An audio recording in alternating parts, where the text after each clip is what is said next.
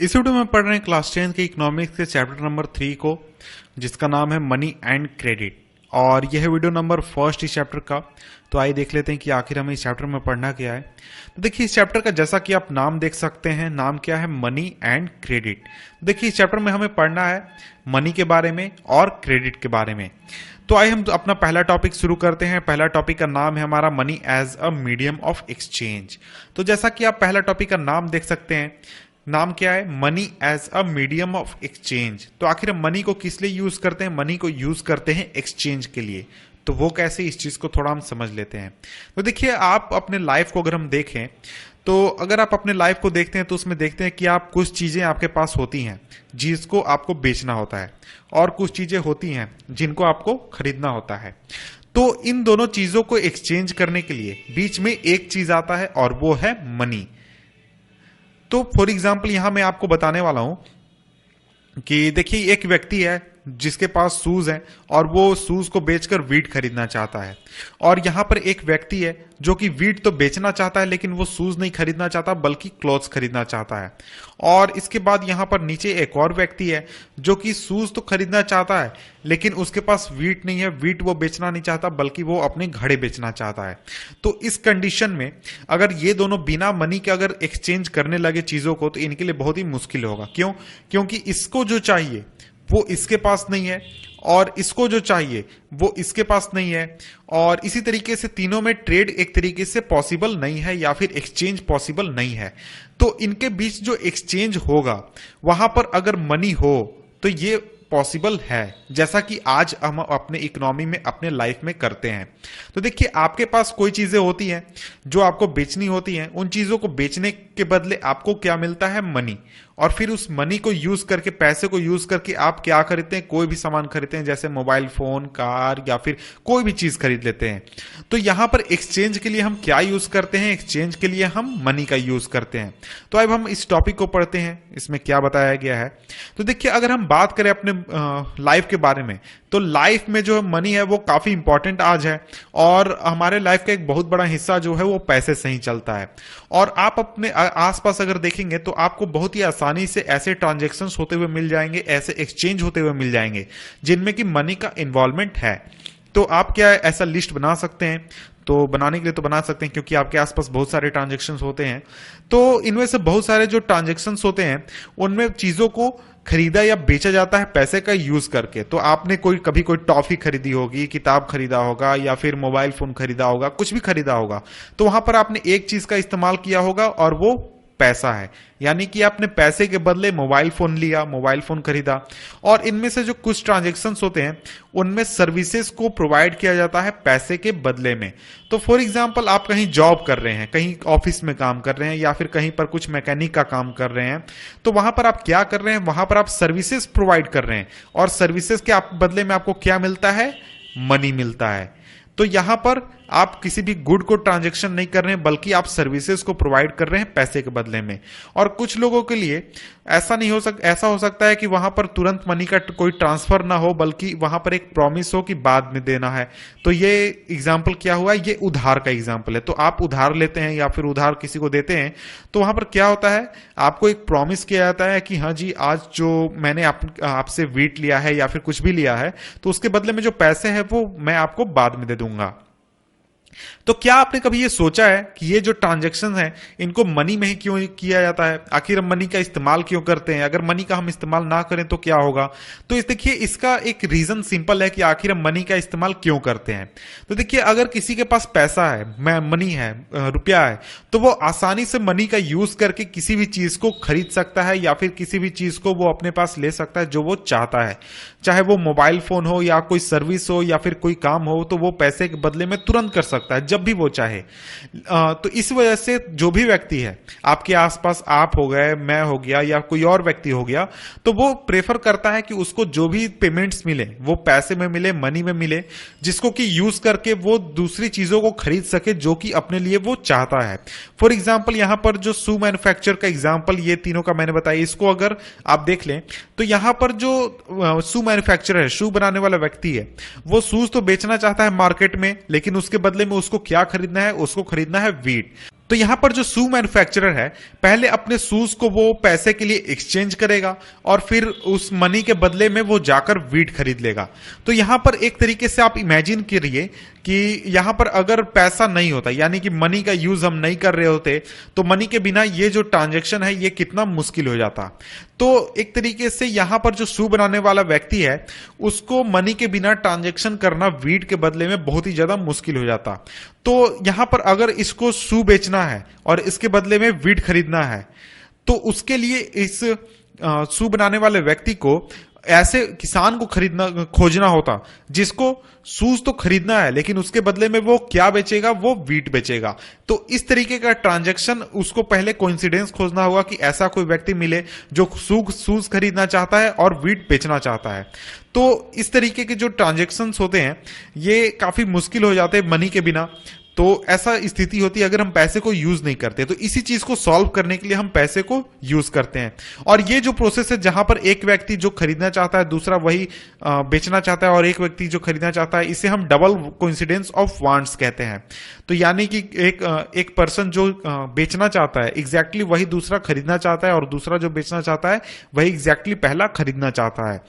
तो इस तरीके के जो प्रॉब्लम्स हैं इसको रिमूव कर देता है हमारा पैसे का यूज। अगर हम मनी का यूज करते हैं तो इस तरीके के डबल कोइंसिडेंस ऑफ वांट्स और इस तरीके की चीजों की हमें कोई जरूरत नहीं होती।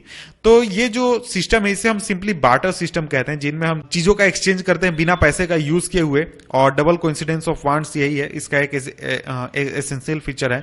इसके बाद अब हम कंपैरिजन करते हैं ऐसे इकोनॉमी से जहां पर पैसे का यूज होता है। तो अगर हम ऐसे सिचुएशन की बात करें जहां पर पैसे को यूज होता है, तो वहां पर जो मनी है वो एक इंटरमीडिएट के रूप में काम करता है, एक एक्सचेंज के रूप में काम करता है, जहां पर ये जो डबल नीड ऑफ कोइंसिडेंस है, डबल कोइंसिडेंस ऑफ वांट्स है, इसको एक तरीके से खत्म कर दिया जाता है। यहां पर शू मैन्युफैक्चर को कोई जरूरी नहीं है कि वो ऐसे किसान को खोजे जो कि शूज खरीदना चाहता है और उसके बदले में वो वीट बेचना चाहता है। वो आसानी से किसी को जाकर वो शूज बेच सकता है और उसके बदले में पैसे ले सकता है और उसके बदले में जाकर वो वीट खरीद सकता है। तो इसलिए हमारा जो मनी है वो एक मीडियम ऑफ एक्सचेंज के रूप में काम करता है, जिसको यूज करके हम किसी भी चीज को मनी में एक्सचेंज कर सकते हैं और फिर मनी को हम किसी भी चीज में एक्सचेंज कर सकते हैं जो भी हम चाहते हैं। तो देखिए इसके बाद हमारा नेक्स्ट टॉपिक है मॉडर्न फॉर्म्स ऑफ मनी। तो देखिए अभी तक तो हमने देखा कि आखिर हम मनी का इस्तेमाल क्यों करते हैं। अब हम बात करते हैं कि आखिर हम जब 21st सेंचुरी में आ चुके हैं तो आज के फॉर्म में मनी को किस किस फॉर्म में हम इस्तेमाल करते हैं।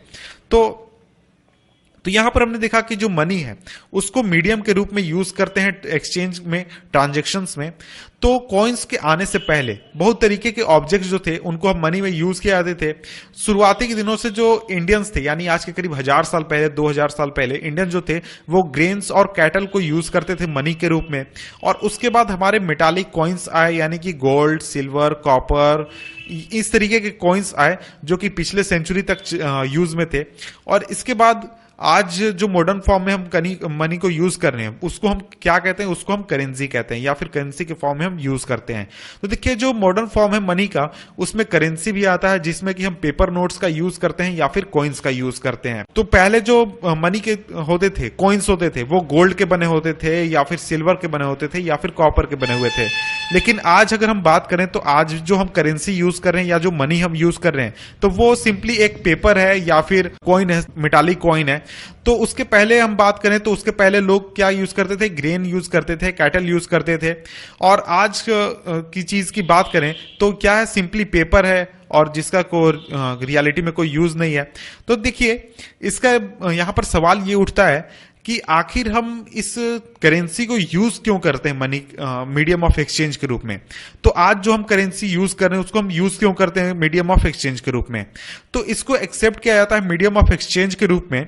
उसका रीजन ये है कि जो आज हमारी सरकार है यानी इंडियन गवर्नमेंट है, आरबीआई है, उसने इस करेंसी को ऑथोराइज किया है कि हाँ जितने भी इंडिया में रहने वाले लोग हैं वो इस करेंसी को यूज करेंगे और इस करेंसी का यूज करके चीजों को एक्सचेंज करेंगे, मनी के रूप में इसको एक्सेप्ट करेंगे। तो देखिए इंडिया में अगर हम बात करें तो इंडिया में जो आरबीआई है, रिजर्व बैंक ऑफ इंडिया, वो करेंसी नोट्स को इशू करती है सेंट्रल गवर्नमेंट के बदले में। और यहाँ पर इंडियन लॉ के आधार पर कोई भी दूसरा व्यक्ति जो है या फिर कोई भी दूसरा ऑर्गेनाइजेशन वो करेंसी को इशू नहीं कर सकती है, मतलब अपना नोट नहीं छाप सकती है। और इसके साथ ही जो रुपी है, यानी जो आज मनी हम यूज करें करेंसी, उसको रिफ्यूज भी नहीं किया जा सकता। इसका मतलब है कि आपको अगर कोई पैसे देता है इंडियन नोट में, तो आप उसको रिफ्यूज नहीं कर सकते, मना नहीं कर सकते, ये नहीं कह सकते हैं कि हाँ मैं इसको पेमेंट के रूप में एक्सेप्ट नहीं करूंगा। और कोई भी इंडिविजुअल है वो जो इसको रिफ्यूज नहीं कर सकता है। और इसी वजह से जो आज हमारा मनी है इसको वाइडली एक्सेप्ट किया जाता है मीडियम ऑफ एक्सचेंज के रूप में। तो आपको तो एक एग्जांपल याद होगा, अभी कुछ दिनों पहले हुआ था डीमोनेटाइजेशन। तो देखिए डीमोनेटाइजेशन में आखिर हुआ क्या था। वहां पर हमने क्या देखा था कि जो पुराने नोट यूज किए जाते थे लोगों द्वारा, उसको सरकार ने कह दिया कि ये अब इलीगल नोट हो जाएंगे एक स्पेसिफिक डेट के बाद, यानी कि जो हमारा 31 दिसंबर के बाद। और उसके बाद नए नोट जो हैं उनको सिर्फ यूज किया जाएगा लोगों द्वारा एक्सचेंज के लिए, मनी के रूप में, करेंसी के रूप में। तो यहां पर हम क्या समझते हैं, तो यहां पर हम समझते हैं कि कोई भी वैसा कागज या फिर कोई भी वैसा फॉर्म जिसको गवर्नमेंट द्वारा ऑथोराइज किया गया है, उसी को सिर्फ हम करेंसी के रूप में यूज करते हैं। और जिसको सरकार द्वारा ऑथोराइज नहीं किया गया है उसको हम करेंसी के रूप में यूज नहीं कर सकते हैं। तो देखिए अगर आप दोनों नोट्स को कंपेयर करें, पुराने नोट्स और नए नोट्स को, तो उसमें सिर्फ रंग, इस सब को रंग, ये जो वो जो चीजें थी डिजाइन विजाइन, उसको छोड़ दें तो वहां पर सिर्फ एक डिफरेंस था। वो डिफरेंस ये था कि सरकार ने पुराने नोट को बैन कर दिया और कह दिया कि पुराने नोट को एक्सचेंज के लिए यूज नहीं किया जा सकता है, और फिर कहा कि नए नोट को सिर्फ आप एक्सचेंज के लिए यूज करेंगे। तो यहां पर हम सिंपली समझ सकते हैं कि सरकार जिस भी कागज को कहेगी कि आपको करेंसी के रूप में यूज करना है, तो लोग उसी चीज को करेंसी के रूप में यूज करेंगे। इसके बाद नेक्स्ट हमारा फॉर्म है करेंसी का, और वो है डिपॉजिट्स विथ बैंक। यानी आप अपने आसपास बैंक तो आपने देखे ही होंगे जिसमें लोग बैंक अकाउंट खोलते हैं और उसमें पैसे रखते हैं। तो देखिए दूसरा फॉर्म है करेंसी का जिसमें कि मनी के रूप में हम जिसको यूज करते हैं, और वो है डिपॉजिट विथ बैंक। तो देखिए किसी भी समय में लोगों द्वारा कुछ पैसे की जरूरत होती है उनके डे टू डे काम को करने के लिए। फॉर एग्जाम्पल कोई भी वर्कर जो है, जो कि मंथली सैलरी जिसे मिलती है, तो उसके पास जो भी एक्स्ट्रा कैश होता है वो अपने बैंक अकाउंट में जाकर जमा कर देता है। तो बैंक अकाउंट में जाकर जमा कर देता है जो कि उसके नाम पर है। इस पैसे को जो है बैंक एक्सेप्ट करता है डिपॉजिट के रूप में, और इसके ऊपर वो इंटरेस्ट भी प्रोवाइड करता है। और इस तरीके से जो लोगों के पैसे हैं वो सेफ भी रहते हैं, और बैंक जो है इन पर इंटरेस्ट भी देता है, इससे लोग इंटरेस्ट कमाते भी हैं। और इसके साथ ही जो लोग एक तरीके से पैसे निकालना चाहते हैं बैंक अकाउंट से अपने, वो आसानी से निकाल सकते हैं जब भी वो चाहते हैं। और इसके साथ ही जो डिपॉजिट है बैंक अकाउंट में, वो जब भी लोगों का डिमांड हो तब वो पैसे निकाल सकते हैं। इसलिए हम इन डिपॉजिट्स को डिमांड डिपॉजिट्स कहते हैं। यानी जो हमारा करेंट अकाउंट हो गया या फिर सेविंग्स अकाउंट हो गया, ये सभी डिमांड डिपॉजिट्स कहलाते हैं। तो देखिए डिमांड डिपॉजिट जो है वो कई तरह के फैसिलिटीज प्रोवाइड करता है। तो इस फैसिलिटी में हम एक तरीके से लोगों को पैसे प्रोवाइड कर सकते हैं चेक के रूप में या फिर और भी किसी तरीके से। तो यहां पर हम करेंसी जो यूज करते हैं उसके यूज के बिना ही हम एक तरीके से ट्रांजेक्शन करते हैं। यानी जो हम डेबिट कार्ड से, क्रेडिट कार्ड से ट्रांजेक्शन करते हैं, या फिर हमारा जो चेक से पेमेंट करते हैं, इंटरनेट बैंकिंग से पेमेंट करते हैं, तो ये सभी जो ट्रांजेक्शंस हैं यहां पर भी हम मनी का यूज कर रहे हैं, लेकिन यहां पर हम करेंसी का यूज नहीं कर रहे हैं। तो यह भी एक तरीके का फॉर्म ऑफ मनी है, एक फॉर्म ऑफ करेंसी है। तो आपने तो यहां पर कहा गया कि चेक का एग्जांपल सुना होगा। तो चेक के लिए हम क्या करते हैं, सिंपली बैंक अकाउंट का ओनर जो है वो चेक लिख कर दे देता है, और ये चेक एक स्पेसिफिक अमाउंट का होता है जिसमें बैंक को यह कहा जाता है कि इतना अमाउंट इस व्यक्ति को दे देना है। तो ये सिंपली चेक का नियम कानून है। तो इसी तरीके से जो हमारे क्रेडिट कार्ड हैं, डेबिट कार्ड हैं, या फिर हमारे इंटरनेट बैंकिंग है, नेट बैंकिंग है, ये सभी काम करते हैं। तो इसमें क्या होता है, इसमें सिंपली ये होता है कि हम कैश पेमेंट का यूज नहीं करते, मनी का यूज नहीं करते, चाहे वो पेपर करेंसी हो, कॉइन करेंसी हो, उनका यूज हम नहीं करते हैं, बल्कि उनके बदले में हम दूसरे तरीके के फॉर्म ऑफ ट्रांजैक्शन का यूज करते हैं, जिसमें कि हम मनी तो यूज करते हैं लेकिन करेंसी का यूज नहीं करते हैं, यानी कागज, नोट, इन चीजों का यूज नहीं करते। तो यहां पर चेक पेमेंट के बारे में बताया गया, आप इसको पढ़ लें। इसके बाद मैं आगे बढ़ता हूं, आगे की चीजों को देखता हूं। तो हम डिमांड डिपॉजिट को एक तरीके से मनी के फॉर्म में देखते हैं। उसका एक एसेंशियल फीचर है मनी का, जिसको कि हम यूज कर सकते हैं ट्रांजैक्शन के लिए। तो देखिए, जो चेक का फैसिलिटी है डिमांड डिपॉजिट के बदले में, वो हमें एक सुविधा देता है कि हम कैश के यूज किए बिना ही हम पेमेंट्स को कर सकते हैं, पेमेंट्स को सेटल कर सकते हैं। और जो डिमांड डिपॉजिट्स हैं उनको काफी एक्सेप्ट किया जाता है पेमेंट्स के फॉर्म में, तो करेंसी के साथ ही। तो वो एक मनी का फॉर्म एक तरीके से अख्तियार कर चुके हैं मॉडर्न इकोनॉमी में। तो यहां पर केवल चेक की बात की गई है, लेकिन आज हम अगर देखें तो केवल चेक का हम इस्तेमाल नहीं करते, बल्कि हम credit card, debit card, internet banking सभी का इस्तेमाल करते हैं। और चेक के मुकाबले हम देखें तो हम डेबिट कार्ड का आज यूज काफी ज्यादा बढ़ चुका है। तो आपको ये चीज हमेशा याद रखना चाहिए कि यहां पर बैंक का आखिर रोल क्या है। तो अगर हम बैंक की बात करें तो बैंक के बिना यहां पर किसी भी तरीके का डिपॉजिट या फिर कोई भी पेमेंट जो है वो पॉसिबल नहीं हो पाएगा। इसलिए बैंक जो है वो काफी इंपॉर्टेंट यहां पर रोल अदा करते हैं। और ये जो पूरा सिस्टम है हमारा, currency, deposit, debit card, credit card, ये सभी बैंकिंग सिस्टम से पूरी तरीके से रिलेटेड हैं। बैंकिंग सिस्टम के बिना ये चीजें पॉसिबल नहीं है। तो इसके बाद हम आगे बढ़ते हैं और आगे हमारा टॉपिक है, टॉपिक का नाम है लोन एक्टिविटीज ऑफ बैंक्स। तो इसको हम पढ़ेंगे नेक्स्ट वीडियो में, जिसका लिंक मैंने नीचे डिस्क्रिप्शन में दे दिया है। तो मिलते हैं आपसे हम नेक्स्ट वीडियो में, तब तक के लिए गुड बाय। इस वीडियो में हम पढ़ रहे हैं क्लास 10 के इकोनॉमिक्स के चैप्टर नंबर 3 को, जिसका नाम है मनी एंड क्रेडिट। और यह वीडियो नंबर 2 इस चैप्टर का। तो देखिए, इसके पहले मैंने एक वीडियो किया है इस चैप्टर के ऊपर। तो अगर आपने उस वीडियो को नहीं देखा तो नीचे डिस्क्रिप्शन में लिंक है, जहां से आप सारे वीडियोस इस चैप्टर के देख सकते हैं। तो अब हम आगे बढ़ते हैं और पढ़ते हैं सेकंड टॉपिक हमारा, और वो है लोन एक्टिविटीज ऑफ बैंक्स। यानी बैंक के जो लोन एक्टिविटीज हैं उसके बारे में अब हम पढ़ने वाले हैं। तो देखिए, इसके पहले जो हमने पहला वीडियो किया था उसमें हमने क्या पढ़ा था? उसमें हमने पढ़ा था मनी के बारे में, कि आखिर मनी होता क्या है, ये किस तरीके से काम करता है और हम इसे क्यों यूज करते हैं। लेकिन अब हम पढ़ने वाले हैं क्रेडिट के बारे में। तो देखिए, क्रेडिट को ही हम लोन भी कहते हैं एक तरीके से। तो आइए हम पढ़ते हैं इस टॉपिक को। तो देखिए, बैंक की जो कहानी हमने पिछले वीडियो में पढ़ी थी, तो उसमें हमने क्या बात किया था? उसमें हमने बात किया था कि जो लोग कोई आम आदमी है जिसके पास कोई एक्स्ट्रा पैसा बच जाता है, तो वो अपने पैसे को ले जाकर बैंक में जमा कर देता है। तो और इस तरीके से उसको अपने पैसे के ऊपर इंटरेस्ट भी मिलता है और उसका पैसा सेफ भी रहता है। तो वहां पर हमने ये चीज देखा था। लेकिन यहां पर एक सवाल उठता है कि बात यह है कि करीब 1, 2, 4, 10 इतने लोग नहीं, बल्कि करोड़ों की संख्या में लोग जो हैं वो अपने पैसे बैंक के पास जमा करते हैं। तो आखिर बैंक जो है इतने बड़े रकम का करता क्या है? करोड़ों लोगों से अरबों रुपए, हजारों करोड़ रुपए लेकर आखिर वो करता क्या है? तो देखिए, यहां पर एक चीज काम करती है, एक मैकेनिज्म काम करता है, जिसमें जो बैंक है वो लोगों से पैसा लेता है और उसका एक स्मॉल प्रोपोर्शन जो है वो अपने पास रखता है।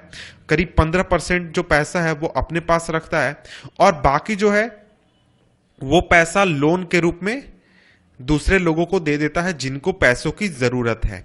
और देखिए, यहां पर 15% रखता है वो अपने पास इसलिए है क्योंकि हो सकता है किसी एक खास दिन, मान लीजिए 100 लोगों ने पैसे जमा किए, और किसी दिन हो सकता है कि 2 लोग अपना पैसा निकालने आ जाएं, सारा पैसा, 3 लोग आ जाएं, 10 लोग आ जाएं कि मुझे मेरा सारा पैसा दे दो, इस तरीके से बैंक में पहुंच जाएं, तो वो उन लोगों की जरूरतों को पूरा कर सके। इसलिए वो 15% पैसे जो है वो अपने पास रखता है और बाकी पैसे लोन पर लगा देता है।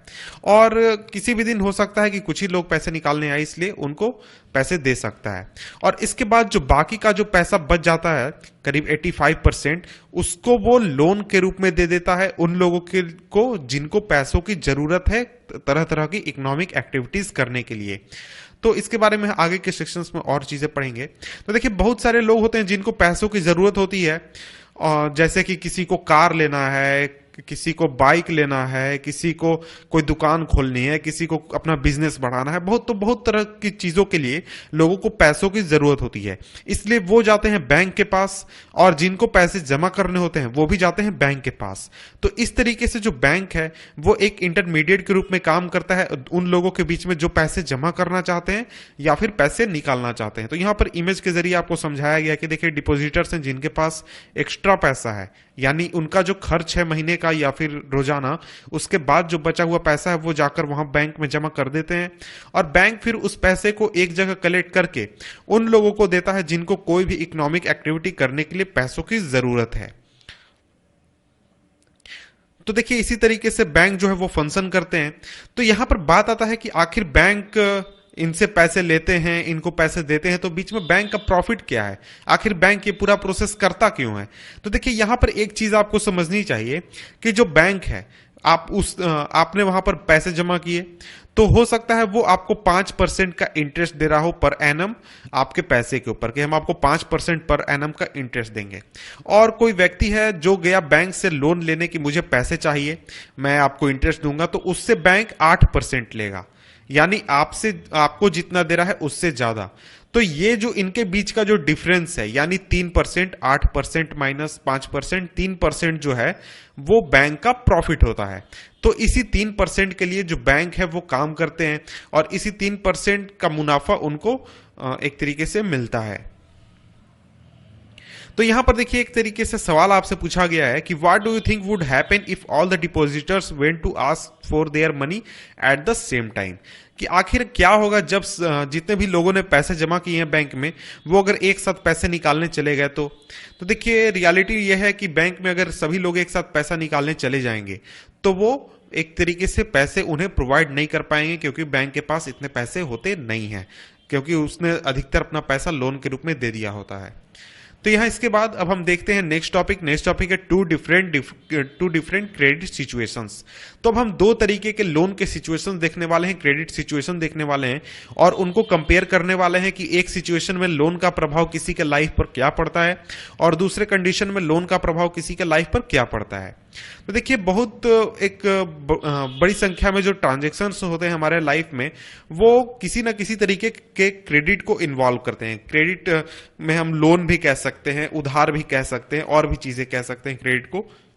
तो देखिए यहां पर क्रेडिट का डिफिनेशन दिया गया है, credit refers to an agreement in which the lender supplies the borrower with money, goods और services in return for the promise of future payment. Let us see how credit works through the following two examples. तो देखिए यहां पर simply कहा गया है कि आखिर क्रेडिट होता क्या है। तो देखिए अगर क्रेडिट को हम देखें तो क्रेडिट एक तरीके का एग्रीमेंट होता है जिसमें जो उधार देने वाला है वो मनी या फिर गुड्स या फिर सर्विसेज प्रोवाइड करता है उधार लेने वाले को, और बदले में उधार लेने वाला जो है वो प्रॉमिस प्रोवाइड करता है कि हम आपको पैसे बाद में दे देंगे। तो इसी को हम क्रेडिट कहते हैं। तो हो सकता है कि आपने दुकान से कुछ चीजें ली हो और कहा हो कि हम आपको पैसे बाद में दे देंगे, उधार लिया हो दुकान से, या फिर अपने दोस्त से पैसे लिए हो, या फिर बैंक से आपने बाइक, कार कुछ भी खरीदने के लिए पैसे लिए हो, तो वो सभी एक तरीके के क्रेडिट हो जाते हैं। तो इसके बाद आगे बढ़ते हैं और पढ़ते हैं इसको हम। तो यहां पर पहला एग्जाम्पल है हमारा फेस्टिवल सीजन। एग्जाम्पल का नाम है फेस्टिवल सीजन। तो देखिए अभी से 2 महीने बाद, यानी एग्जाम्पल के अभी जो हम पढ़ रहे हैं एग्जाम्पल में 2 महीने बाद फेस्टिवल है, और एक शू मैन्युफैक्चरर है सलीम, जिसको कि एक बड़े ट्रेडर से, शहर के बड़े ट्रेडर से 3000 जूतों के पेयर्स बनाने का ऑर्डर मिला है, और इसको 1 महीने के अंदर डिलीवर करना है। और इस पूरे प्रोडक्शन को टाइम पर कंप्लीट करने के लिए सलीम को कुछ नए वर्कर्स को हायर करना होगा जो कि स्टिचिंग और पेस्टिंग का काम करेंगे, और इसके साथ ही उसको रॉ मटेरियल भी खरीदने होंगे। तो इन सभी खर्चों के लिए जो एक्स्ट्रा खर्च उसके पास आएगा नए वर्कर्स हायर करने में और जो मटेरियल है उसको खरीदने में, तो सलीम ने 2 सोर्सेज से लोन एक्सेप्ट किए, लोन लिए। पहला, उसने लेदर सप्लायर को कहा कि वो उसे लेदर सप्लाई कर दे अभी, और वो बाद में पैसे दे देगा। और इसके साथ ही उसने जो बड़ा ट्रेडर था जिसने उसे 3000 जूतों का ऑर्डर दिया था, उससे 1000 जूतों का एडवांस पेमेंट ले लिया कि वो पूरे ऑर्डर को 1 महीने के अंदर प्रोवाइड कर देगा। और इन दोनों लोन के जरिए वो आसानी से 1 महीने के अंत में जूतों को बना लेता है और उनसे अच्छा प्रॉफिट भी कमा लेता है, और उन सभी पैसों को भी चुका देता है जो उसने लोन के रूप में लिए थे। तो एक एग्जाम्पल हमने पढ़ लिया। तो इस केस में हमने देखा कि जो सलीम है वो क्रेडिट उसको मिलता है, यानी लोन मिलता है वर्किंग कैपिटल के लिए, जो उसका वर्किंग कैपिटल चाहिए उसके लिए और प्रोडक्शन बढ़ाने के लिए। तो इस क्रेडिट की वजह से वो उसका जो ऑनगोइंग एक्सपेंस था प्रोडक्शन का, वो सप्लाई कर पाता है, उसको वो पूरा कर पाता है, और उसके साथ ही वो अपने प्रोडक्शन को कंप्लीट कर पाता है समय पर, और इसलिए उसका जो अर्निंग है वो बढ़ जाता है। और इसके साथ ही हम ये समझते हैं कि जो क्रेडिट है उसके इस सिचुएशन में एक काफी पॉजिटिव रोल अदा करता है, काफी एक अच्छी भूमिका निभाता है। इसके बाद अब हम दूसरा एग्जाम्पल देखते हैं। तो देखिए दूसरा एग्जाम्पल है स्वप्नाज प्रॉब्लम। तो देखिए एक स्मॉल फार्मर है स्वप्ना, जो कि ग्राउंड नट उगाती है 3 एकड़ के लैंड पर, और इस खेती के लिए उसने लोन लिया मनी लेंडर से, ताकि वो कल्टीवेशन के एक्सपेंसेस को पूरा कर सके। और उसको ये लगा कि जो उसका हार्वेस्ट है वो उसको लोन रिपे करने में हेल्प करेगा। लेकिन जब जो सीजन चल रहा था क्रॉप का, वो क्रॉप जब लगा हुआ था उसी समय पेस्ट से उसका जो क्रॉप है वो प्रभावित हो गया और उसका क्रॉप जो है वो फेल कर गया। लेकिन उसके इस क्रॉप के लिए स्वप्ना ने काफी खर्च किए थे और काफी महंगे पेस्टिसाइड भी अप्लाई किए थे, लेकिन उनसे भी कोई खास फायदा हुआ नहीं। और इस वजह से, क्योंकि उसका क्रॉप फेल कर गया, वो अपने लोन को चुकाने नहीं पाई, लोन को रिपे नहीं करने पाई, और इसके साथ ही उसका जो डेब्ट था वो बढ़ता गया। और इसके बाद अगले साल स्वप्ना ने फिर से लोन लिया और कल्टीवेशन को किया, लेकिन इस समय जो क्रॉप था वो नॉर्मल रहा। इस वजह से वो इस साल का तो लोन चुका पाई, लेकिन जो पिछले साल का लोन था वो चुका नहीं पाई। तो इस वजह से वो डेब्ट में घिर गई, और डेब्ट में घिरने की वजह से उसको अपने जमीन का कुछ हिस्सा बेचना पड़ा लोन से बाहर आने के लिए। तो देखिए हमने 2 तरीके के सिचुएशन देखे लोन को लेकर। पहले सिचुएशन में हमने देखा कि जो सलीम था उसको लोन ने काफी ज्यादा हेल्प किया ग्रो करने के लिए, लेकिन दूसरे सिचुएशन में हमने क्या देखा कि जो स्वप्ना थी उसके सिचुएशन को और भी ज्यादा खराब कर दिया लोन ने। तो देखिए अगर हम रूरल एरियाज की बात करें तो जो सबसे ज्यादा डिमांड होता है क्रेडिट के लिए वो क्रॉप प्रोडक्शन के लिए होता है। क्रॉप प्रोडक्शन में बहुत तरह के कॉस्ट होते हैं, जैसे सीड्स होते हैं, fertilizers, pesticide, water, electricity, repairment of equipment, और इसके अलावा बहुत तरह के खर्चे होते हैं। और इन पूरे प्रोसेस में, खेती के पूरे प्रोसेस में मिनिमम 3 से 4 महीने लगते हैं एक फसल को उगने तैयार होने में। और इस समय के बीच में जो किसान होते हैं वो इन सभी चीजों को खरीदते हैं, और इसके साथ ही जब वो क्रॉप को बेचते हैं तब जाकर इन चीजों के लिए जो वो लोन लेते हैं या फिर क्रेडिट लेते हैं उसको वो चुका पाते हैं। तो देखिए जो किसान होते हैं वो नॉर्मली क्रॉप लोन्स लेते हैं सीजन के शुरुआत में, यानी खेती शुरू करते समय, और उसको खेती खत्म होने के बाद वो चुका देते हैं। और इसके साथ ही जो रिपेयरमेंट ऑफ लोन है वो काफी ज्यादा डिपेंडेंट है कि जो फार्मिंग है उससे कितनी इनकम हो रही है, यानी कि खेती अगर अच्छी हुई तो इनकम अच्छा होगा और वो लोन आसानी से चुका पाएंगे। खेती खराब होगी तो उनका इनकम खराब होगा और वो लोन नहीं चुका पाएंगे। तो अगर हम स्वप्ना का एग्जांपल देखें तो जो उसका क्रॉप का फेलियर हुआ उसकी वजह से लोन रिपेमेंट जो था वो काफी मुश्किल हो गया, और हम कह सकते हैं इम्पॉसिबल हो गया। और उसको इस लोन से बाहर आने के लिए, लोन से छुटकारा पाने के लिए उसको अपने जमीन का एक हिस्सा भी बेचना पड़ा। और क्रेडिट ने पहले जैसे सलीम को हेल्प किया कि उसका प्रॉफिट इंप्रूव कर गया, लेकिन यहां पर जो क्रेडिट है उसको इनकम को इंप्रूव करने के बजाय उसकी स्थिति और खराब क्रेडिट ने कर दी। तो देखिए ये एक एग्जांपल है जहां पर हम एक तरीके से कहते हैं डेब्ट ट्रैप। तो देखिए credit in this case pushes the borrower into a situation from which recovery is very painful. तो देखिए ये एक ऐसा सिचुएशन है, एक ऐसा केस है जहां से जो क्रेडिटर है यानी जो लोन लेने वाला व्यक्ति है उसको, सॉरी बोरोवर, मैंने क्रेडिटर बोल दिया, जो बोरोवर है उसको इस सिचुएशन से बाहर निकलना काफी मुश्किल हो जाता है और काफी तकलीफदेह हो जाता है। तो देखिए एक सिचुएशन में जो क्रेडिट है वो हेल्प करता है अर्निंग्स को इंक्रीज करने में और पर्सन को अपने लाइफ को बेहतर बनाने में, लेकिन दूसरे सिचुएशन में जो क्रेडिट है, जैसे कि क्रॉप फेलियर का सिचुएशन हो गया, इस तरीके के सिचुएशन में जो क्रेडिट है वो किसी पर्सन को डेब्ट ट्रैप में ढकेल देता है और अपने लोन को चुकाने के लिए उसको एक तरीके से अपनी जो अभी की स्थिति है उससे भी और बुरी स्थिति में जाना पड़ता है। तो जैसा कि हमने इस एग्जाम्पल में देखा कि जो स्वप्ना थी वो उसको अपना एक जमीन का हिस्सा बेचना पड़ा लोन को चुकाने के लिए, और इस वजह से हम समझ सकते हैं कि उसकी जो स्थिति, आर्थिक स्थिति अभी है वो पहले से भी खराब हो चुकी है। उसके पास जितने लैंड हुआ करते थे उससे भी कम है अब। और देखिए जो क्रेडिट है यूजफुल होगा या नहीं ये इस बात पर डिपेंड करता है कि जो रिस्क है उस सिचुएशन में कितना है, और अगर कोई लॉस हो जाता है तो उस सिचुएशन में कोई सपोर्ट है या नहीं है। तो देखिए जो रिपेमेंट की जो कंडीशन है वो इस बात पर डिपेंड करती है, रिपेमेंट का जो सिचुएशन है वो इस बात पर डिपेंड करता है कि रिस्क कितना है, और अगर लॉस हो जाता है तो वहां पर किन चीजों को मतलब कोई सपोर्ट है या नहीं है, कोई दूसरा इनकम है या नहीं, इस तरह की चीजें बहुत ही मायने रखती है। तो देखिए इसके बाद हमारा नेक्स्ट टॉपिक है terms of credit. Terms of credit इसको हम पढ़ेंगे नेक्स्ट वीडियो में। तो मिलते हैं आपसे हम नेक्स्ट वीडियो में, तब तक के लिए गुड बाय। इस वीडियो में हम पढ़ रहे हैं क्लास 10th के इकोनॉमिक्स के चैप्टर नंबर 3 को, जिसका नाम है मनी एंड क्रेडिट। और यह वीडियो नंबर 3 इस चैप्टर के। इसके पहले 2 वीडियोस किए हैं मैंने इस चैप्टर के ऊपर, तो अगर आपने उन वीडियोस को नहीं देखा तो नीचे डिस्क्रिप्शन लिंक है जहां से आप सारे वीडियोस इस चैप्टर के देख सकते हैं।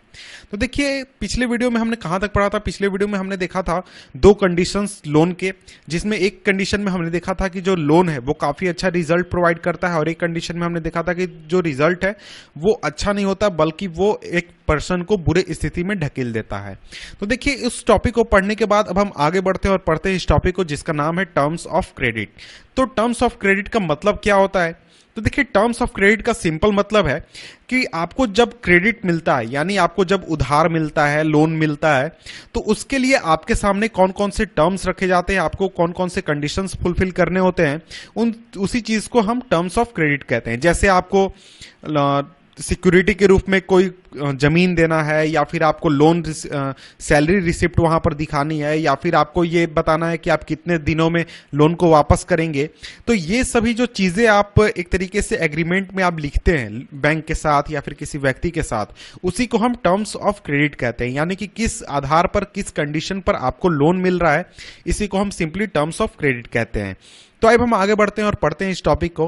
तो देखिए जितने भी लोन एग्रीमेंट होते हैं उन सभी में इस बात को स्पेसिफाई किया जाता है कि इंटरेस्ट रेट क्या होगा, और इसके साथ ही जो प्रिंसिपल का रिपेमेंट है वो कितने दिनों में किया जाएगा, और इसके अलावा कोलेटरल की भी बात की जाती है, यानी कि सिक्योरिटी की भी बात की जाती है कि लोन के बदले में आप क्या सिक्योरिटी प्रोवाइड कर रहे हैं। तो यहां पर मैं सिक्योरिटी को थोड़ा सा एक्सप्लेन कर देता हूं कि आखिर ये सिक्योरिटी होता क्या है। अगर आपको नहीं समझ में आ रही है तो इस चीज को देख लें।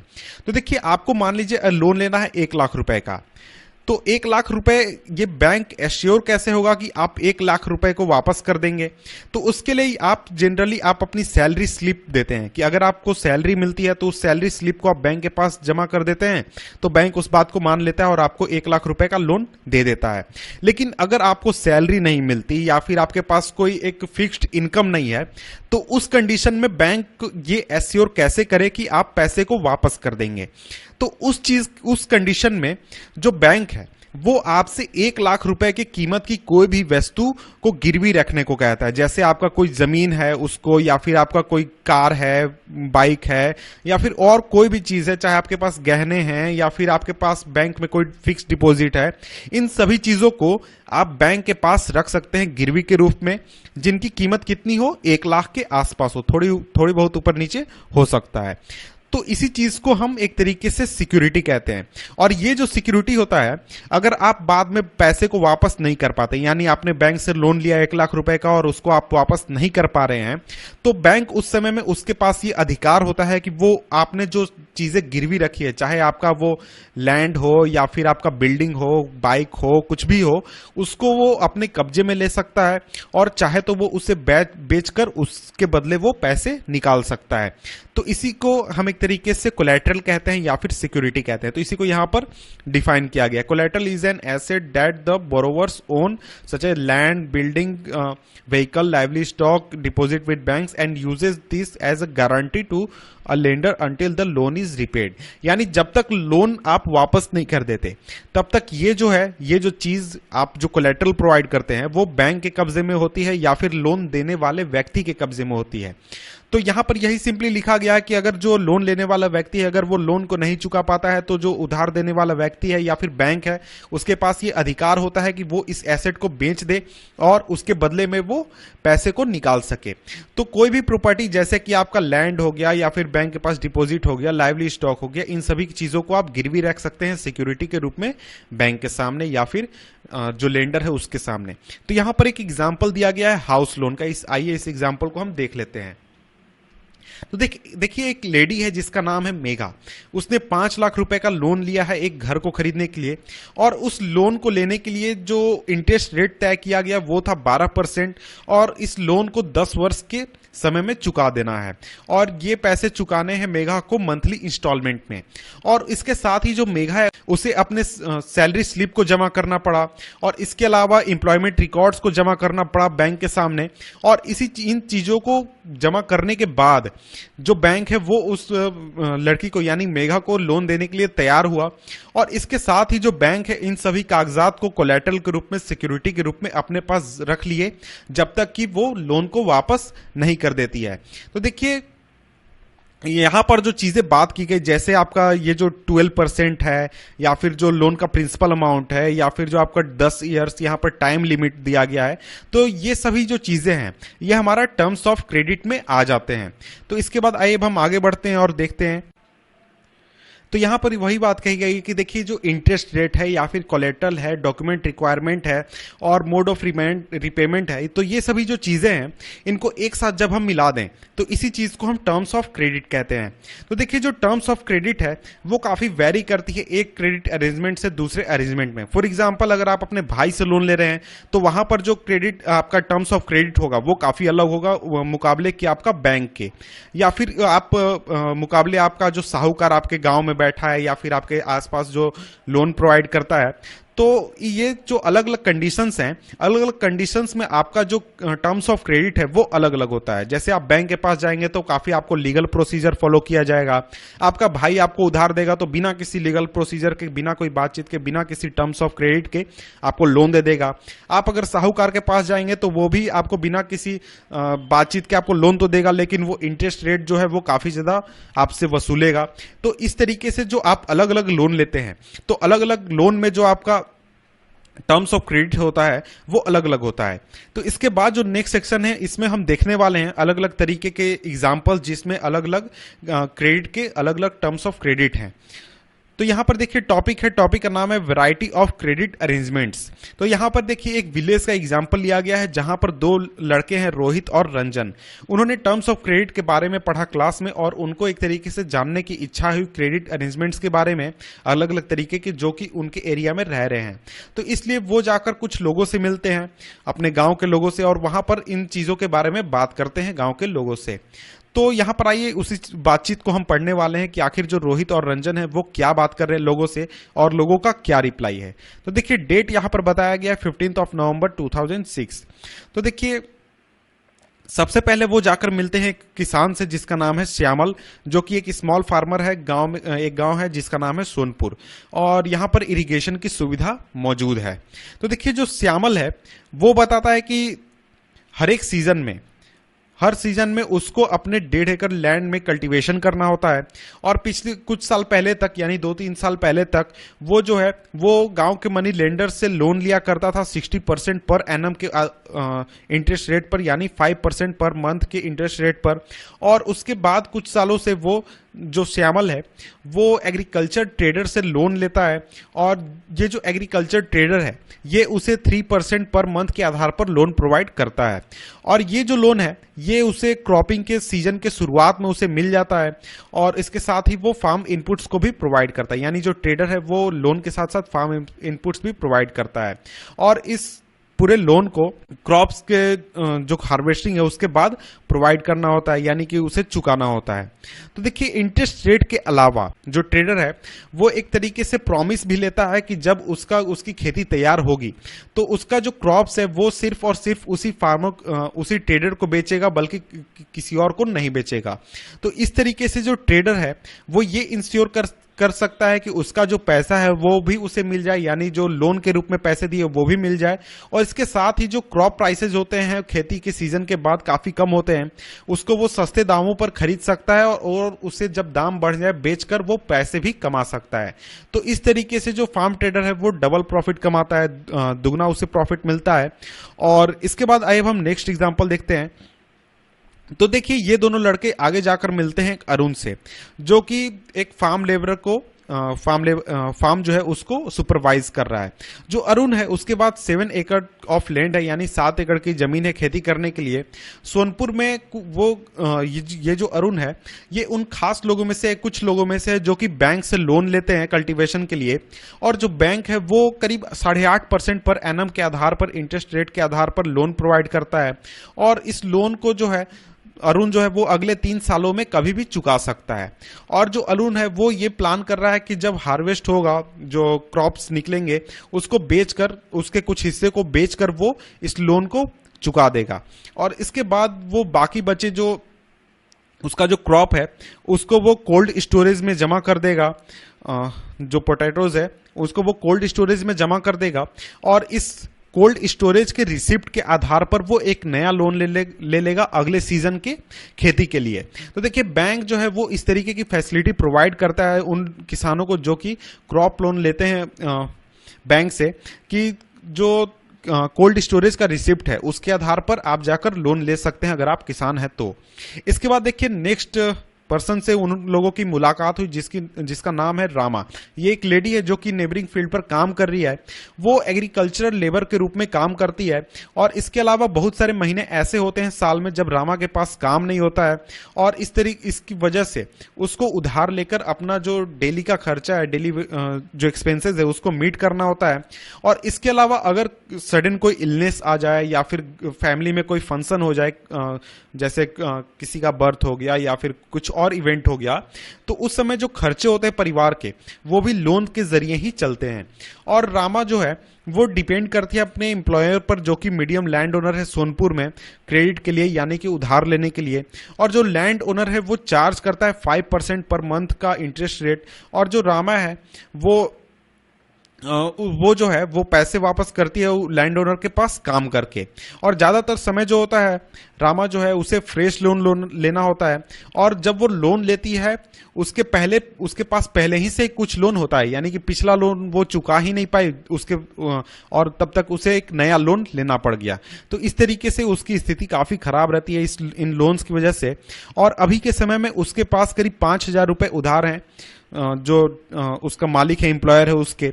और जो लैंड ओनर है वो उसे काफी अच्छी तरीके से ट्रीट नहीं करता है, लेकिन उसको उस लैंड ओनर के पास काम करना एक तरीके से मजबूरी है, क्योंकि उसी व्यक्ति से जो रामा है उसे लोन मिलता है जब उसे जरूरत पड़ती है।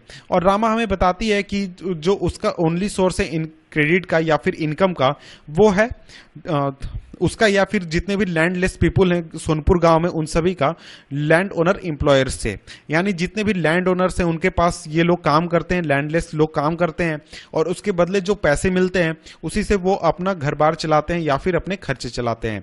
इसके बाद नेक्स्ट टॉपिक है हमारा लोन्स फ्रॉम कोऑपरेटिव्स। सॉरी मैंने टॉपिक बोल दिया, ये उसी का एक हिस्सा है। तो देखिए एक अलग तरीके का लोन है, वो है कोऑपरेटिव से, यानी कोऑपरेटिव यानी कि इसमें कुछ लोग किसान जो होते हैं वो ग्रुप बनाते हैं, और ग्रुप बनाकर एक साथ कोलेटरल जमा करते हैं, कुछ पैसे जमा करते हैं, और फिर उस कोलेटरल के बदले में बैंक से लोन लेते हैं। तो देखिए इसी को हम यहां पर देख लेते हैं। तो देखिए बैंक के अलावा जो एक बहुत बड़ा सोर्स है चीप क्रेडिट का रूरल एरिया में वो है कोऑपरेटिव सोसाइटीज, या फिर हम जिसे कोऑपरेटिव्स कहते हैं। तो देखिए जो कोऑपरेटिव के जो मेंबर्स होते हैं वो अपने अर्निंग्स को या फिर अपने रिसोर्सेज को जमा करते हैं कुछ खास एरिया के लोग मिलकर। और बहुत तरह के कोऑपरेटिव्स होते हैं, जैसे कि आपका फार्मर्स कोऑपरेटिव हो गया, वीवर्स कोऑपरेटिव हो गया, इंडस्ट्रियल वर्कर्स कोऑपरेटिव हो गया, या फिर कृषक कोऑपरेटिव्स हो गया। तो देखिए ये लोग जो होते हैं ये अपने पैसे को एक जगह जमा करके, फॉर एग्जांपल मान लीजिए 10 लोग यहां पर हैं, तो 10 लोग अपने अपने सारे पैसे जमा करेंगे और एक बड़ा पैसा अमाउंट क्रिएट करेंगे, और इस अमाउंट को एज अ सिक्योरिटी के रूप में जाकर वो बैंक के पास जमा करेंगे, बैंक के पास जमा करेंगे इस पैसे को सिक्योरिटी के रूप में। और इस सिक्योरिटी के बदले में वो लोन लेते हैं कुछ काम को करने के लिए, अपने कुछ चीजों को करने के लिए। फॉर एग्जांपल कुछ अगर उन्हें फार्मिंग इक्विपमेंट खरीदना है या फिर कुछ और खरीदना है, या फिर उन्हें रॉ मटेरियल इनपुट चाहिए, उन चीजों के लिए इस कोऑपरेटिव का वो यूज करते हैं। तो देखिए अगर हम सोनपुर की बात करें तो वहां पर एक कृषक कोऑपरेटिव है जिसमें कि करीब 2300 फार्मर्स जो हैं वो मेंबर के रूप में हैं, और ये जो है डिपॉजिट एक्सेप्ट करता है अपने मेंबर से, और इस डिपॉजिट को कोलेटरल के रूप में यूज करके ये जो कोऑपरेटिव है एक बहुत बड़ा लोन वो ले लेता है बैंक से, और इस फंड को वो आगे चलकर यूज करता है अपने मेंबर्स को लोन देने के लिए। और इन लोन्स को जब चुका दिया जाता है उनके मेंबर्स द्वारा या फिर इस कोऑपरेटिव द्वारा बैंक को, तो इसके बाद एक नया राउंड ले लिया जाता है लोन का, जिसको कि ये किसी भी कामों में यूज कर सकते हैं। तो देखिए यहां पर हमने इस चीज को देख लिया, इसके बाद आप इस चीज को जरूर सॉल्व करें। Let's work this out. इसके बाद हमारा नेक्स्ट टॉपिक है formal sector credit in India, जिसको हम पढ़ेंगे नेक्स्ट वीडियो में, जिसका लिंक नीचे डिस्क्रिप्शन में लिंक दिया हुआ है। तो मिलते हैं आपसे हम नेक्स्ट वीडियो में, तब तक के लिए गुड बाय। इस वीडियो में हम पढ़ रहे हैं क्लास 10th के इकोनॉमिक्स के चैप्टर नंबर 3 को, जिसका नाम है मनी एंड क्रेडिट, और यह वीडियो नंबर 4th इस चैप्टर का। इसके पहले 3 वीडियोस की है मैंने इस चैप्टर के ऊपर। अगर आपने उन वीडियोस को नहीं देखा तो नीचे डिस्क्रिप्शन लिंक है, आप जहां से सारे वीडियोस इस चैप्टर के देख सकते हैं। तो आइए अब हम आगे बढ़ते हैं और पढ़ते हैं इस टॉपिक को, जिसका नाम है formal sector credit in India. तो अगर आपने पिछला वीडियो अभी देखा होगा तो पिछले वीडियो में आपने देखा होगा कि हमने बात की थी अलग अलग तरीके के लोन्स के बारे में। 2 लड़के थे जो कि एक गांव में गए थे और देखा था कि लोग जो हैं वो किस किस तरीके के लोन लेते हैं। तो यहां पर अब हम बात करने वाले हैं उसी लोन में से एक स्पेसिफिक टाइप के लोन की, जिसे हम फॉर्मल सेक्टर लोन कहते हैं। यानी फॉर्मल सेक्टर होता क्या है, इसके फॉर्मल सेक्टर क्रेडिट क्या होता है, इस चीज को यहां पर हम देखने वाले हैं। तो आइए हम आगे बढ़ते हैं। तो देखिए यहां पर सिंपली कहा जा रहा है कि हमने पिछले एग्जांपल में देखा कि लोग जो है वो अलग अलग तरीके के सोर्सेस से लोन लेते हैं, और जो अलग अलग तरीके के जो लोन्स होते हैं वो उनको आप एक तरीके से फॉर्मल सेक्टर लोन और इनफॉर्मल सेक्टर लोन में कैटेगराइज कर सकते हैं। यानी कुछ लोन होंगे जिन्हें हम फॉर्मल सेक्टर लोन कहेंगे, और कुछ लोन होंगे जिन्हें हम इनफॉर्मल सेक्टर लोन कहेंगे। तो देखिए जो फॉर्मल सेक्टर लोन जो होता है, जो फॉर्मल सेक्टर का जो लोन होता है, उनमें आप हमेशा बैंक की बात करते हैं और कोऑपरेटिव की बात करते हैं। यानी अगर आप लोन बैंक से ले रहे हैं या कोऑपरेटिव से ले रहे हैं या फिर किसी और ऐसी चीज से ले रहे हैं जो कि सरकार द्वारा कंट्रोल की जाती है या फिर सरकार के पास जिसका हिसाब होता है, उसे हम फॉर्मल सेक्टर में कहते हैं, फॉर्मल सेक्टर का हिस्सा मानते हैं। और इसके अलावा जो इनफॉर्मल सेक्टर होता है उसमें आप साहूकार को रख लें, मनी लेंडर्स को रख लें, या फिर ट्रेडर्स को रख लें, या फिर एम्प्लॉयर्स को रख लें, या फिर रिलेटिव, फ्रेंड्स, इन सभी से जो आप लोन लेते हैं इन्हें हम इनफॉर्मल सेक्टर का लोन कहते हैं। तो यहां पर हम बात करने वाले हैं फॉर्मल सेक्टर के लोन के बारे में। तो यहां पर सिंपली कहा जा रहा है कि देखिए आप अगर ग्राफ 1 देखेंगे तो ग्राफ 1 में आप देख सकेंगे कि जो इंडिया में गांव के लोग हैं, यानी जो रूरल एरियाज हैं, वहां के लोग जो हैं वो किस तरीके के लोन लिया करते हैं। तो 25% लोग जो हैं वो बैंक से लोन लेते हैं, 27% लोग जो है वो कोऑपरेटिव सोसाइटी से लेते हैं, 30% मनी लेंडर से, 1% लैंडलॉर्ड से। इस तरीके से बहुत सारे कैटेगरीज हैं यहाँ पर। तो देखिए यहाँ पर आगे बात आती है कि आखिर ये जो फॉर्मल सेक्टर है पूरा, इसको कंट्रोल कौन करता है, इसको देखता कौन है। तो यहां पर बात है कि जो रिजर्व बैंक ऑफ इंडिया है वो पूरे फॉर्मल सेक्टर के लोन्स को सुपरवाइज करता है, उन पर नजर रखता है। फॉर एग्जांपल हमने पहले देखा कि अगर कोई बैंक काम कर रहा है और वो लोन दे रहा है, तो लोन देने के बाद उसे एक मिनिमम कैश बैलेंस अपने पास रखना होता है डिपॉजिट में से, जो कि किसी इमरजेंसी के लिए होता है या फिर किसी और कंडीशन में यूज किया जा सकता है। तो देखिए जो आरबीआई होता है वो सभी बैंकों के ऊपर नजर रखता है और ये ध्यान रखता है कि जो सभी बैंक है वो मिनिमम कैश बैलेंस मेंटेन करें और सभी रियल नियमों को फॉलो करें लोन देते समय या फिर लोन को वापस लेते समय। और इसके साथ ही जो बैंक है सभी वो एक तरीके से अपना हिसाब आरबीआई के पास जमा करते हैं कि आखिर वो कितना लोन दे रहे हैं, किस कंडीशन में दे रहे हैं, इन सभी चीजों को दे रहे हैं, इन सभी चीजों का हिसाब देते हैं। और इसके साथ ही जो आरबीआई है वो ये भी ध्यान देता है कि बैंक जो है उन लोगों को लोन दे, मेरा मतलब है कि केवल उन लोगों को लोन नहीं दे जो कि प्रॉफिट कमाते हैं, प्रॉफिट कमाने वाले बड़े बड़े बिजनेस हैं या फिर ट्रेडर्स हैं, उनको ना दे, बल्कि जो छोटे कल्टिवेटर्स हैं, किसान है या फिर स्मॉल स्केल इंडस्ट्रीज जो हैं, यानी कोई अपने घर में कुछ इंडस्ट्री चला रहा है या फिर इस तरीके के जो छोटे छोटे काम कर रहा है, उनको भी लोन इक्वली ट्रीटमेंट के साथ मिले, ताकि वो भी एक तरीके से अपने बिजनेस को ग्रो कर सके, अपने इनकम को ग्रो कर सके। और इसके साथ ही जो पीरियडिकली है, बैंक जो है वो अपने सारे हिसाब बैंक के आरबीआई के पास जमा करता है, और एक तरीके से आरबीआई जो है वो बैंकों पर नजर रखती है।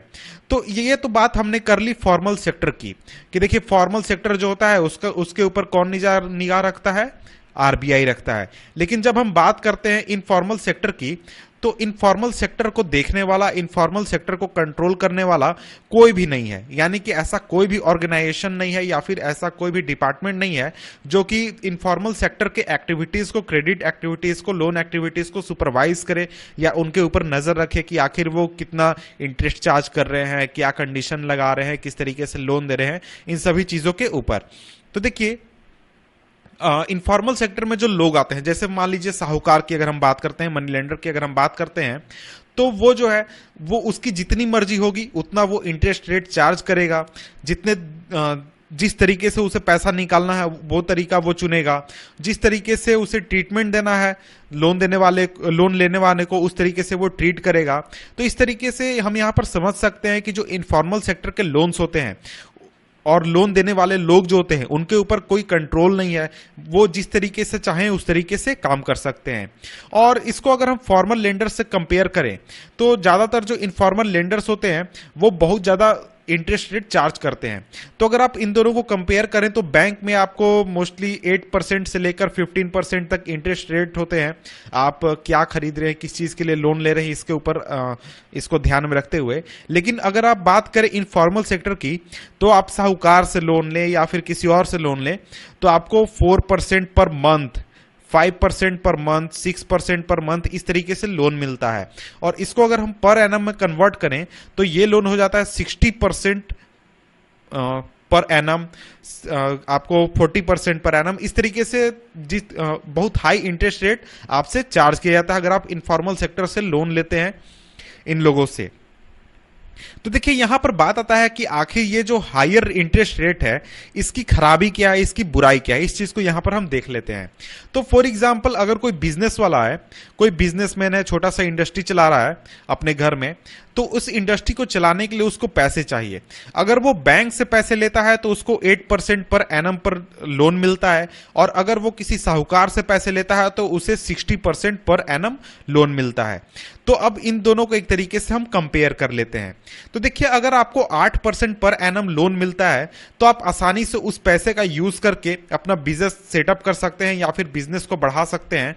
और आपको मान लीजिए 1 लाख रुपए लोन लेना है, तो 1 लाख के लोन पर आपको सिर्फ 8,000 रुपए एनुअली पे करने हैं बैंक को।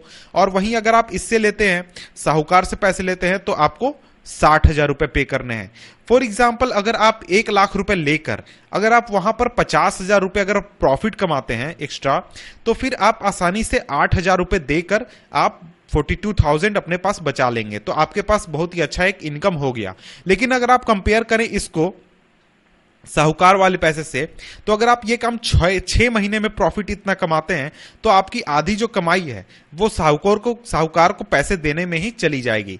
तो सिंपली यहां पर कहना यह है कि अगर आपका इंटरेस्ट रेट चार्ज होगा और उस हायर इंटरेस्ट रेट होगा, तो उसको लेकर अगर आप कोई बिजनेस अपना ग्रो करते हैं या फिर बिजनेस में पैसा अगर कमाते हैं, तो उसमें आपके इनकम का एक बड़ा हिस्सा आपको इंटरेस्ट देने में ही चला जाता है। और ये जो चीज है, ये रूरल इंडिया की एक बहुत बड़ी प्रॉब्लम है कि इंडिया में जो रूरल एरियाज हैं वहां पर बहुत सारे लोन्स जो होते हैं वो इनफॉर्मल सेक्टर से लिए जाते हैं इतने ही हाई इंटरेस्ट रेट पर ही। तो इस वजह से जो अर्निंग है, जो गरीब लोग होते हैं या फिर जो इनफॉर्मल सेक्टर से लोन लेते हैं, उनका जो अर्निंग है उसका एक बहुत बड़ा हिस्सा इंटरेस्ट देने में ही चला जाता है, पैसे चुकाने में ही चला जाता है। और ये जो कंडीशन है ये एक तरीके से डेब्ट ट्रैप भी बना देती है, जैसा कि हमने पिछले एग्जाम्पल में देखा था, सोनपुर में रामा का एग्जाम्पल देखा था। और अगर कुछ लोग अपना कोई बिजनेस स्टार्ट करना चाहते हैं या कुछ काम करना चाहते हैं, वो नहीं कर पाएंगे सिर्फ हाई इंटरेस्ट रेट की वजह से। तो इन रीजंस की वजह से जो बैंक्स है और कोऑपरेटिव सोसाइटीज हैं, उनको ज़्यादा से ज़्यादा लोगों को लोन देना चाहिए, ताकि ज़्यादा से ज़्यादा लोग जो हैं वो बिजनेस सेटअप कर सके, अपने खेती को बढ़ा सके और इनकम को बढ़ा सके। और जो ये डेब्ट ट्रैप है या फिर इस तरीके की जो प्रॉब्लम्स है रूरल इंडिया की, वो एक तरीके से सॉल्व हो सके। और इन चीजों की वजह से अगर आप देखें तो रूरल इंडिया में जो इनकम है वो लोगों का काफी बढ़ सकता है, और इसकी वजह से एक हमें बहुत अच्छा कंडीशन रूरल इंडिया में देखने को मिल सकता है। इसके बाद आगे बढ़ते हैं। तो यहां पर देखिए नेक्स्ट टॉपिक, इसी में सब टॉपिक है हमारा formal and informal credit, who gets what.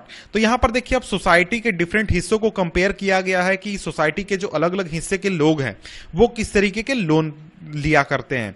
तो देखिए यहां पर सिंपली कहा जा रहा है कि जो ग्राफ 2 है उसमें दिखाया जा रहा है कि जो फॉर्मल और इनफॉर्मल सोर्सेज हैं उनमें से कौन लोग पैसा लेते हैं। और ये इस कैटेगरी में लोगों को 4 हिस्से में बांटा गया है, गरीब लोग, अमीर लोग, इस तरीके से। तो यहां पर हम ग्राफ 2 को देख लेते हैं। तो देखिए ग्राफ 2 में यहां पर सिंपली कैटेगराइज किया गया है अर्बन हाउस होल्ड को, यानी शहरी लोगों को। इसमें आपके पुअर हाउस होल्ड आ गए, house hold with few asset, well of house hold and rich house hold, यानी रिच लोग हो गए, upper middle class, lower middle class और गरीब लोग हो गए। तो यहां पर आप एक चीज नोट करेंगे कि जो फॉर्मल सेक्टर है, फॉर्मल सेक्टर में आपको जो रिच लोग हैं वो बहुत सबसे ज्यादा लोन लेते हैं। उसके बाद आपको जो हायर मिडिल क्लास है वो कुछ कम, इस तरीके से उससे भी कम आपका लोअर मिडिल क्लास, और सबसे कम हमारा जो पुअर लोग हैं। तो यहां पर एक चीज हम देख पाते हैं कि जैसे जैसे जो लोगों की स्थिति गिरती है, वैसे वैसे उनका जो झुकाव है वो इनफॉर्मल सेक्टर की ओर ज्यादा होने लगता है। यानी कि जो अमीर लोग हैं वही सिर्फ फॉर्मल सेक्टर का यूज कर रहे हैं, और जो गरीब लोग हैं वो फॉर्मल सेक्टर का सही तरीके से यूटिलाइजेशन नहीं कर पा रहे हैं, या फिर उनको फॉर्मल सेक्टर से लोन नहीं मिल पा रहा है। तो यहां पर आप देख सकते हैं कि जो 85% जो पुअर हाउस होल्ड हैं वो लोन लिया करते हैं इनफॉर्मल सोर्सेज से। और अगर आप इसको रिच लोगों से कंपेयर करें तो करीब 10% लोग ही हैं अमीर जो कि इनफॉर्मल सोर्सेज से लोन लिया करते हैं, जबकि 90% लोग जो हैं वो फॉर्मल सोर्सेज से लोन लेते हैं। तो देखिए यही चीज जो है, यही पैटर्न आपको रूरल एरियाज में भी देखने को मिल जाएगा। जो अमीर हाउस होल्ड्स होते हैं जो आसानी से फॉर्मल लोन ले सकते हैं वो फॉर्मल लोन लेते हैं, और वहीं जो गरीब लोग होते हैं वो इनफॉर्मल लोन लेते हैं और उनको बहुत ही हाई बोरोइंग पे करना पड़ता है। तो आखिर ये सभी चीजें बताती क्या हैं? तो पहला ये कि जो फॉर्मल सेक्टर है उसको एक तरीके से अभी जो आधी नीड है रूरल इंडिया की उसको वो पूरा करने पा रहा है, और उसके अलावा जो रिमेनिंग क्रेडिट है उसको इनफॉर्मल सेक्टर से ही इनफॉर्मल सोर्सेज से ही पूरा किया जा रहा है रूरल इंडिया में। तो एक तरीके से यहां पर हमें यह समझ में आता है कि जो बैंक्स हैं उनको गरीब लोगों को जो लोन देना है इस प्रोसेस को तेज करना चाहिए, बढ़ाना चाहिए, कि ताकि जो ये हाई लेंडिंग का जो प्रॉब्लम है, हाई इंटरेस्ट रेट का, इसको सॉल्व किया जा सके। तो देखिए यहां पर सिंपली यही कहा गया है कि ज्यादातर जो लोन होते हैं इनफॉर्मल लेंडर्स के वो बहुत हाई इंटरेस्ट रेट चार्ज करते हैं, और एक तरीके से जो लोन लेने वाला व्यक्ति है उसके इनकम में उतनी ज्यादा बढ़ोतरी नहीं होती है जितना कि अगर वो बैंक से लोन ले तो हो सकता है। तो देखिए इसलिए ये नेसेसरी है कि जो बैंक्स हैं और कोऑपरेटिव्स हैं वो अपने लेंडिंग को बढ़ाएं रूरल एरियाज में, ताकि जो डिपेंडेंस है इनफॉर्मल सोर्सेज के ऊपर लोन लेने के लिए वो घट सके। और इसके साथ ही दूसरा चीज कि जो फॉर्मल सेक्टर है वो उसको एक तरीके से एक्सपैंड करना जरूरी है, लेकिन उसको ये भी ध्यान रखना चाहिए कि जितने भी अमीर लोग हैं या फिर गरीब लोग हैं सभी को इक्वली लोन मिले, और सभी लोग जो हैं वो आसानी से यूटिलाइजेशन कर सके जो फॉर्मल सेक्टर है उसका। और अगर हम अभी की बात करें तो जो अमीर लोग हैं वही सिर्फ फॉर्मल क्रेडिट का यूज कर रहे हैं, या फिर उन्हीं को फॉर्मल क्रेडिट की सुविधा मिल रही है, जबकि जो गरीब लोग हैं उनको इनफॉर्मल सोर्सेज के ऊपर एक तरीके से आश्रित होना पड़ता है। तो ये इंपॉर्टेंट है कि जो फॉर्मल क्रेडिट है उसको इक्वली डिस्ट्रीब्यूट किया जाए गरीबों के बीच में भी, ताकि वो चीपर लोन्स का आसानी से फायदा उठा सके और अपने इनकम को या फिर अपने जो स्थिति है उसको अच्छी तरीके से सुधार सके। इसके बाद हमारा नेक्स्ट टॉपिक है नेक्स्ट टॉपिक है self help groups for the poor. तो इसको हम पढ़ेंगे नेक्स्ट वीडियो में, जिसका लिंक नीचे डिस्क्रिप्शन में दिया हुआ है। तो मिलते हैं आपसे हम नेक्स्ट वीडियो में, तब तक के लिए गुड बाय।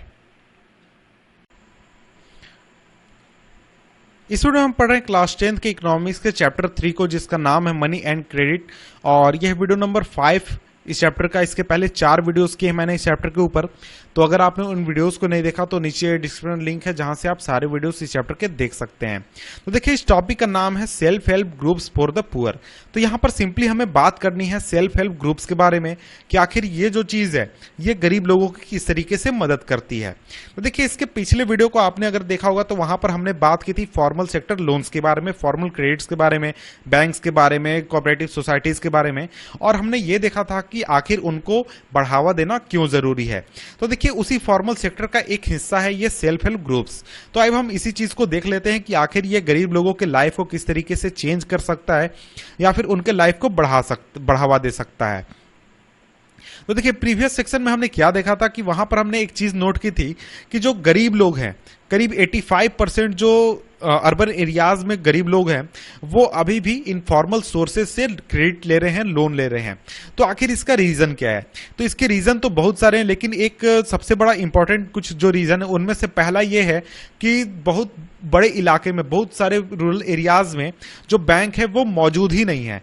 वहां पर बैंक है ही नहीं, तो लोग फॉर्मल सेक्टर से लोन लेंगे कैसे? उसके अलावा दूसरा रीजन ये है कि जहां पर बैंक है भी, जहां पर बैंक्स मौजूद भी हैं, वहां पर लोग जो हैं वो बैंक से लोन इसलिए नहीं ले पाते हैं क्योंकि बैंक से लोन लेना काफी एक मुश्किल टास्क है, काफी एक चैलेंजिंग टास्क है। उसके लिए बहुत सारे कागज चाहिए होते हैं और बहुत सारे चीजों का ध्यान रखना पड़ता है। तो अगर आपको याद होगा, पहले हमने एक हाउस लोन का एग्जाम्पल देखा था, जहां पर मेघा एक लड़की थी जिसे बैंक से लोन लेना था, हाउस लोन। तो उसको बहुत सारे डॉक्यूमेंट्स जमा करने पड़े थे बैंक के पास और कोलेटरल भी जमा करना पड़ा था, तब जाकर उसे लोन मिला था। तो यहां पर एक चीज आपको ध्यान रखनी चाहिए कि जो गरीब लोग होते हैं, जो पुअर लोग होते हैं, उनके पास कोलेटरल के लिए कोई भी प्रॉपर्टी नहीं होती है, कोई भी एसेट नहीं होता, यानी वो सिक्योरिटी डिपॉजिट बैंक के पास जमा नहीं कर सकते हैं।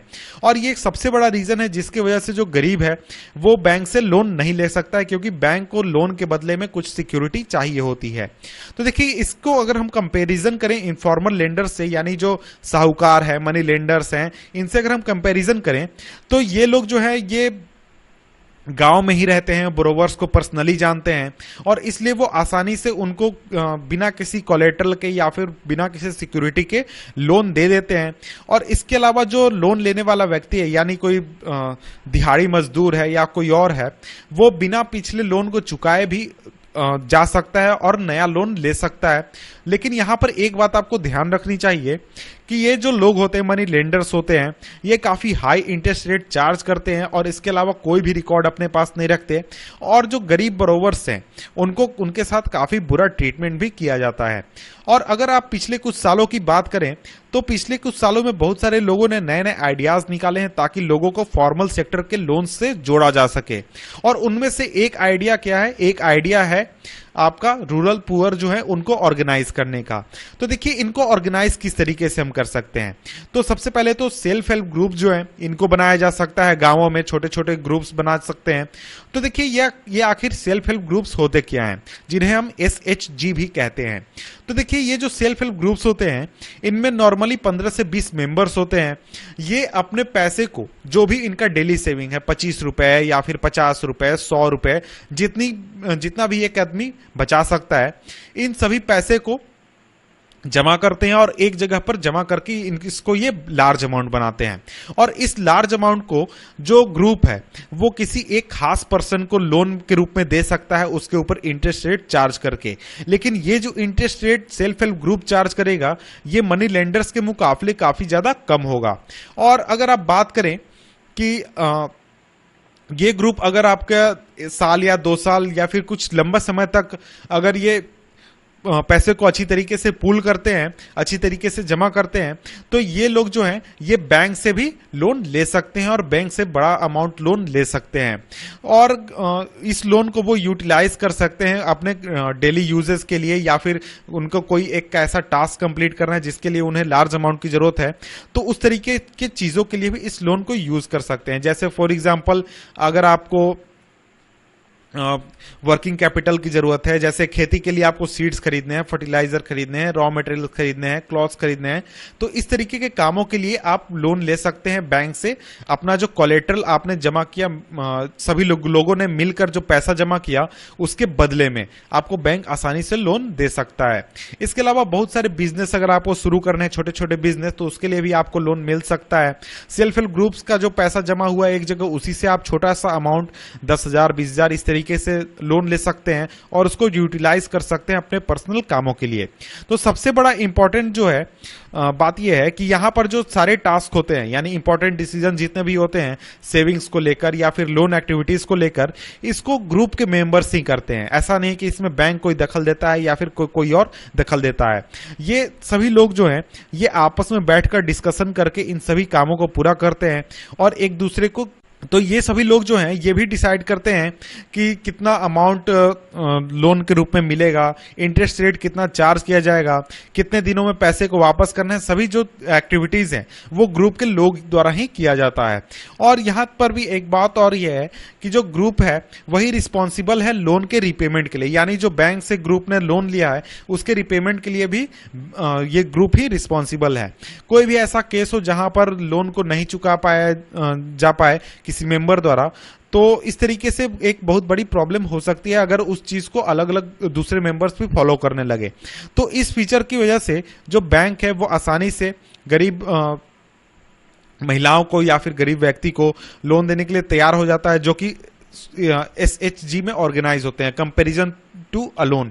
अगर कोई अलोन जाता है बैंक के पास लोन लेने, गरीब व्यक्ति, तो उसे लोन नहीं मिलेगा। लेकिन अगर वो सेल्फ हेल्प ग्रुप की मदद से अगर लोन लेना चाहता है तो उसे आसानी से लोन मिल सकता है सेल्फ हेल्प ग्रुप की वजह से, क्योंकि उसका एक क्रेडिट स्कोर है बैंक के पास और उसका यूटिलाइज करके बैंक आसानी से इन्हें लोन दे सकता है।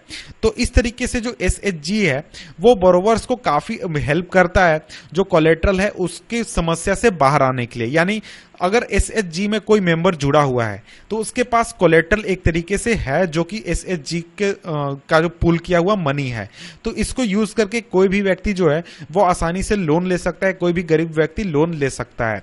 और इसके साथ ही जो ये लोग हैं ये आसानी से टाइमली लोन ले सकते हैं वैरायटी ऑफ पर्पसेस के लिए, और ये जो लोन होता है इसके ऊपर रीजनेबल इंटरेस्ट रेट चार्ज किया जाता है। और इसके अलावा जो SHG हैं उनको बिल्डिंग ब्लॉक के रूप में भी आप कह सकते हैं, जो रूरल पुअर को ऑर्गेनाइज करने के लिए यूज किया जाता है। और एक ऐसा नहीं है कि ये सिर्फ महिलाओं को एक तरीके से फाइनेंशियली सेल्फ रिलायंट बनाने में मदद करता है, बल्कि उनको एक ऐसा मंच देता है जहां पर वो हेल्थ या फिर न्यूट्रिशन या फिर डोमेस्टिक वायलेंस इन सभी चीजों को आसानी से डिस्कस कर सकती हैं। तो हम कह सकते हैं कि जो सेल्फ हेल्प ग्रुप्स हैं वो बहुत तरीके से सोसाइटी को चेंज करने में मदद कर रहे हैं। तो इसके बाद हम नेक्स्ट एग्जांपल देखते हैं ग्रामीण बैंक ऑफ बांग्लादेश। तो देखिए जो ग्रामीण बैंक ऑफ बांग्लादेश है ये एक तरीके से वर्ल्ड का one of the most biggest success stories हम कह सकते हैं। गरीबों तक उनके क्रेडिट नीड को पूरा करने पहुंचने, हम कह सकते हैं कि गरीबों तक पहुंचने में या फिर उनके क्रेडिट नीड को पूरा करने में रीजनेबल रेट पर। तो देखिए इसको 1970s में शुरू किया गया था स्मॉल प्रोजेक्ट के रूप में, और अभी ग्रामीण बैंक के करीब 6 मिलियन बोरोवर्स हैं, 40,000 गांवों में ये फैले हुए हैं बांग्लादेश में, और लगभग सभी बोरोवर जो हैं वो वुमेन हैं और सोसाइटी के पुअरेस्ट सेक्शन से आते हैं। तो ये जो बोरोवर्स होते हैं ये इन्होंने सिर्फ ये नहीं दिखाया कि ये एक जो महिलाएं हैं वो रिलायबल बोरोवर्स हो सकती हैं, बल्कि उन्होंने ये भी दिखाया कि वो अलग अलग तरीके के स्मॉल इनकम जनरेटिंग एक्टिविटीज को अच्छी तरीके से कर सकती हैं, छोटे छोटे उद्योग अपने से लगा सकती हैं। तो इसके बाद नेक्स्ट है हमारा समिंग अप। इसको मैं डिस्कस नहीं करने वाला हूं क्योंकि देखिए समिंग अप जो है वो सिंपली आपका इस चैप्टर का शॉर्ट फॉर्म, इसको अगर आप पढ़ेंगे तो आपको ज्यादा बेहतर होगा, मैं इसको बताऊं तो आपके लिए ये फायदेमंद नहीं होगा। तो इसके बाद देखिए यहीं पर हमारा चैप्टर ये खत्म होता है। चैप्टर में बहुत सारे क्वेश्चंस दिए हुए हैं जिनको आपको खुद से करना है, तभी आप चीजों को समझ पाएंगे, चीजों आप एग्जामिनेशन में इसको लिखने पाएंगे। इसके बाद देखिए हमारा नेक्स्ट चैप्टर आ जाता है। नेक्स्ट चैप्टर है हमारा globalisation and the Indian economy. तो नेक्स्ट चैप्टर में हम पढ़ने वाले हैं ग्लोबलाइजेशन के बारे में। तो मिलते हैं आपसे हम नेक्स्ट वीडियो में ग्लोबलाइजेशन टॉपिक के साथ, तब तक के लिए गुड बाय।